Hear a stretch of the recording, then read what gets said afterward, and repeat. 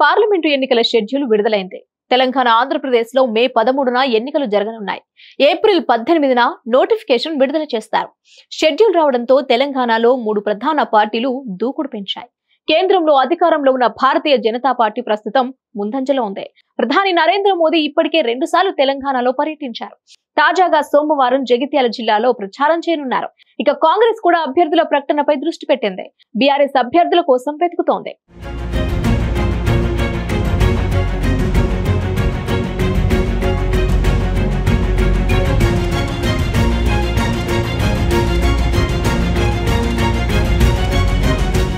అధికారంలోకి వచ్చిన 100 రోజుల్లో అమలు చేస్తామని కాంగ్రెస్ ప్రభుత్వం గ్యారంటీలను ప్రకటించింది. 100 రోజుల పాలన పూర్తయినా గ్యారంటీలు అమలు కాలేదు. రైతు రుణమాఫీ కాలేదు. మహిళలకు 2500 అందడం లేదు. విద్యార్థులకు రుణ కార్డులు జారీ చేయలేదు. విద్యార్థులకు స్కూటీలు ఇవ్వలేదు. పింఛన్లు పెంచలేదు.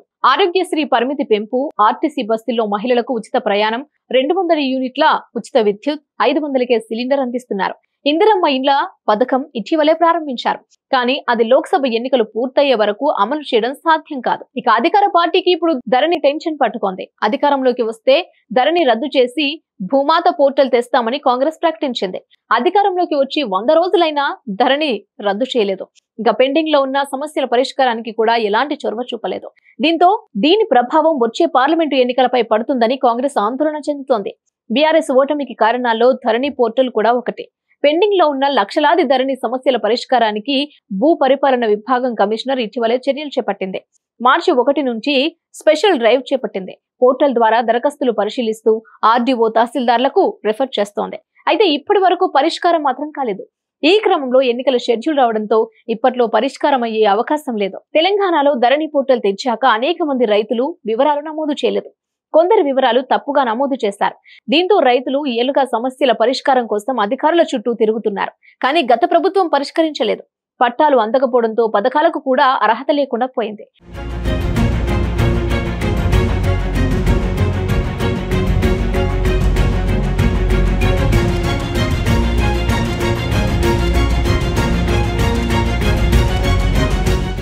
ఈ నేపథ్యంలో కాంగ్రెస్ ధరణి రద్దు చేస్తామని హామీ ఇచ్చింది.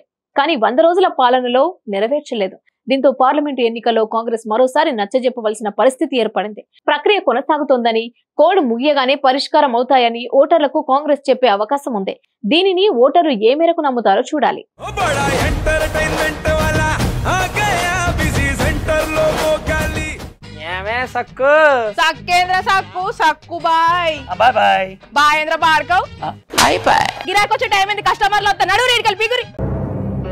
కస్టమర్లు వస్తున్నారు కదా, మాత్రం పొగరు ఉంటది. మరి తగ్గిద్దాం పొగర్ని. డబ్బులు కట్టేస్తావేంటి కొంప తీసి? లేదు, కస్టమర్లు ఆపేద్దాం. పదా మరి మన బిజినెస్ స్టార్ట్ చేద్దాం.